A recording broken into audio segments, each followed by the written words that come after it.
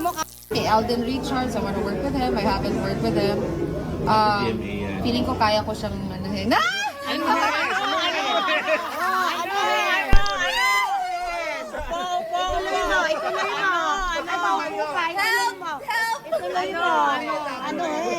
Ano? Anong meron kay Alden? Ba't siya ang gusto mong anuhin? Because I wanna get the beast out of him. Ah! The beast! Feeling mo. You're late for a meeting? You're late for a meeting? Welcome back mga kaaldab. Ito na naman po ang inyong lingkod, si Mr. Destiny. At magbibigay po tayo ng pinakamainit na update po ngayon sa social media mga kaaldab. Nakakatuwa lang po itong mga kumakalat ngayon sa Instagram, sa Twitter, sa Facebook. Di po ba? Sabi ko nga po sa inyo dito po sa channel ni Mr. Destiny, lahat naman po ng mga gusto nyong mapanood, mapakinggan, pabor man o hindi, kailangan updated po kayo.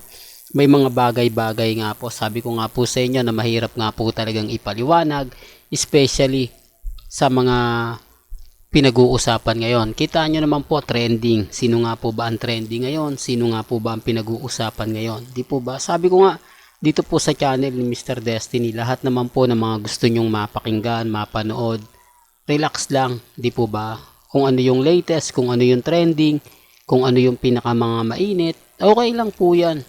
Di po ba? Kaya nga po sabi ko sa inyo, kapit lang. Alam nyo naman po, pagdating kay Mr. Destiny, lahat ng mga gusto nyo pong mapakinggan, mapanood, mabasa, mapakinggan, pagdating ang pinag-uusapan, updated na updated po tayo. Ito, trending po ito ha, sa mga nagtatanong, grabe no? Sinisilip na po nila kung magkakaroon nga po ba ng bagong project si Beauty Gonzales. Alam nyo, ito palakasan na lang to mga kaaldab eh. Hindi po ba, hindi natin alam kung anong-ano nga po ba talagang pinaingay lang po nila. Natutuwa po talaga ako dito sa mga video na kumakalat. Halatang ganito pa rin po kasikat si Alden Richards. Di po ba talagang hanggang ngayon pinag-uusapan? Siyempre 72 million yan eh. Di po ba? Talagang masasabi nyo na pambihira, sabi nga po nila. Real talk yan mga kaaldab. Kaya dito lang po kayo pupunta sa channel ni Mr. Destiny para yung mga update ng mga latest, mga pinag-uusapan, mga trending, agad-agad alam nyo yung balita, alam nyo kung sino nga po ba talaga yung trending, alam nyo kung sino yung mga pinag-uusapan, lalo na po sa Instagram, sa Twitter at sa Facebook.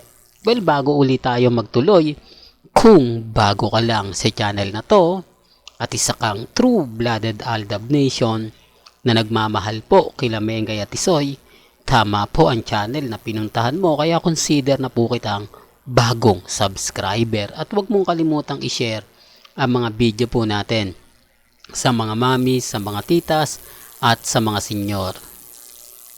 Pag-usapan naman po natin si Mengay. Ang dami ngayong komento, ang dami ngayong sinasabi, ang dami ngayong mga reaksyon.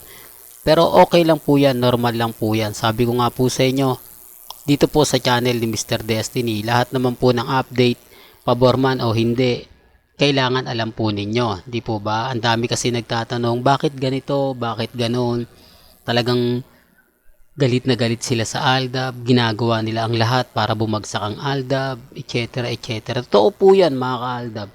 Ito yung gustong mangyari ng mga Armain at main fanatics, yung bumagsak at tuluyan na nga pong makuha nila ang benepisyong ibig kong sabihin yung mga Armain o yung mga Alden fanatics, di po ba, na isa-isang grupo na lang, kasi marami rin naman po naniniwala na matatag pa rin yung Aldab, kampante pa rin po yung Aldab, kasi sa mga nangyayari po nakikita nila ang dami ng mga senaryo, ang dami na naglalabasan, ang dami ng mga komento sa Instagram, sa Twitter, sa Facebook, lahat po yun pumapabor sa Aldab, di po ba? Tapos sinabayan pa ni Beauty Gonzales, di po ba? Sabi ko nga po sa inyo, si Alden ang bilis mag-trending. Si Alden kapag pinag-uusapan, kitang-kita nyo naman po, di po ba? Real talk mga ka-Aldab. Kaya yung iba nagtataka, Mr. Destiny, bakit pagka may mga pinupuntahan si Alden, kapansin-pansin na talagang nagpo-post si Mengay kapag may mga lakad si Alden, may mga update din si Mengay. Para masabi lang na wala siya. Para lang masabi na kumbaga hindi sila. Di po ba? Sabi ko nga po sa inyo, ito rin isa sa mga tanong sa mga nababasa ko sa mga main fanatics. Hindi nga po daw nila alam kung saan nga po ba talaga tumitira ngayon si Mengay. Bakit daw po wala mga video, wala mga update na pagpapatunay na masaya siya. Di po ba? Yung mga ginagawa ni Ibiang, kasi kumakalat po, di po ba? Hindi naman lingid sa inyong kaalaman na ginigising ni Ibiang si Congressman Arjo, tapos binati ng birthday nito. Kaya nga po mas maingay po yun eh. Kaya nga po nagkaroon ng issue. Siguro kaya ganito yung ginagawa ni Mengay.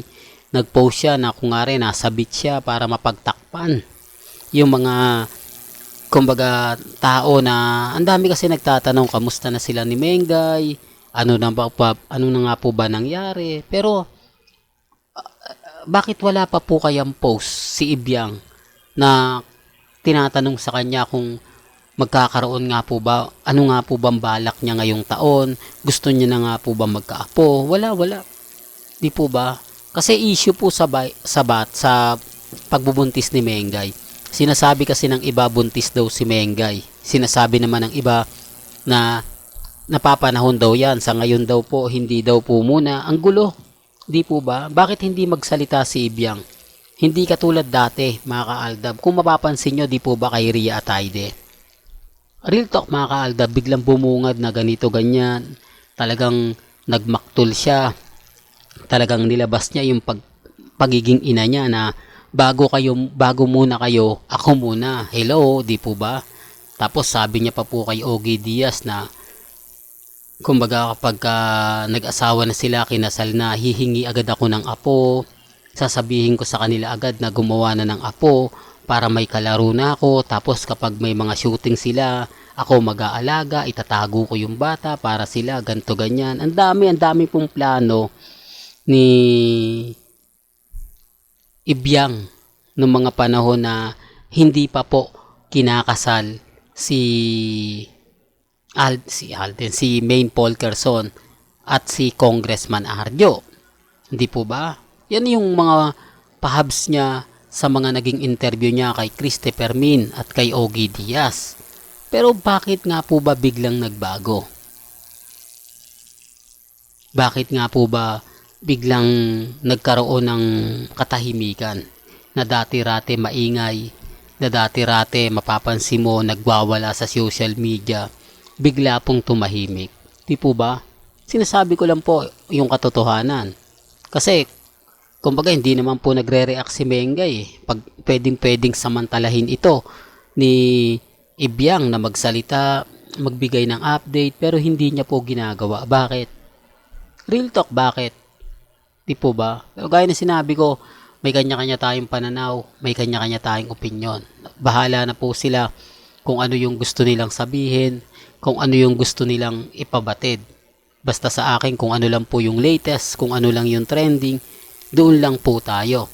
Di po ba, bahala na po sila kung ano yung sasabihin po nila. Well, hanggang dito na lang po ang ating latest updates. Kaya kung gusto nyo pa po ng pinaka-latest at mga sariwang update, abay tumutok lang po kayo dito sa channel ni Mr. Destiny para updated po kayo sa mga latest at sa mga bagong video po na ilalabas po natin maya-maya lang. Hanggang sa muli, salamat po sa panonood at pakikinig.